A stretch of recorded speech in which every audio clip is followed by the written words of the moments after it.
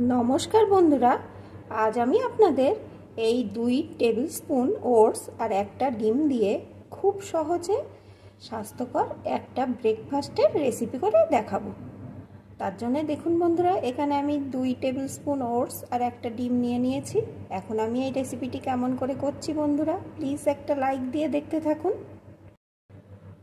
रेसिपिटी करार जन्य एखाने आमी एक पात्र निये नियेछि। प्रथमे आमी এই পাত্রের ভিতরে ওই 2 টেবিল স্পুন ওটস দিয়ে দেব।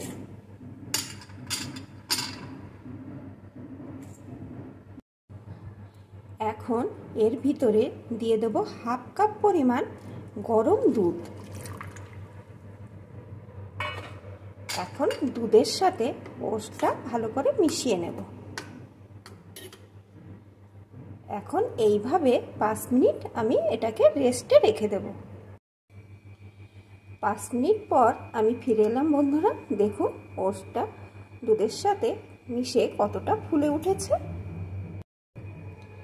এখন এর ভিতরে দিয়ে দেব একটা ডিম, 1 চামচ পরিমাণ টক দই, একটু লবণ, একটু গোলমরিচের গুঁড়ো, সামান্য একটু চিনি।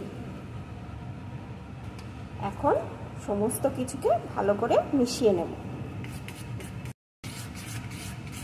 সমস্ত কিছু এখানে আমি সুন্দর করে মিশিয়ে নেব।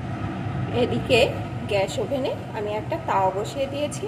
তাওয়াটা গরম হয়ে যাওয়ার পর 1 টেবিল স্পুন সাদা তেল দিয়ে দিয়েছি। এখন তেলটাকে আমি চারিদিকে এইভাবে ছড়িয়ে দেব।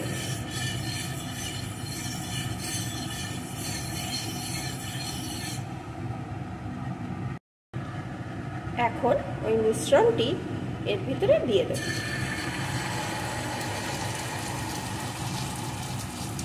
এই মিশ্রণটি দিয়ে গ্যাসের জোরটা কিন্তু একদম লোতে করে 2 মিনিট এইভাবে হতে দেব।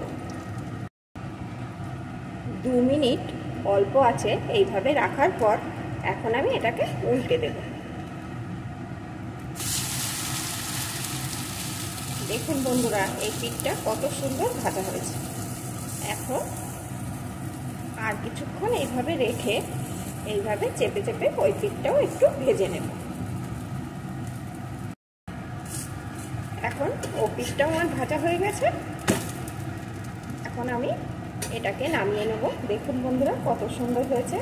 আপনারা এইভাবে একবার ওটস দিয়ে তৈরি করে খেয়ে দেখবেন আর আমাকে কমেন্ট করে জানাবেন। এটা কিন্তু খাওয়া খুবই স্বাস্থ্যকর।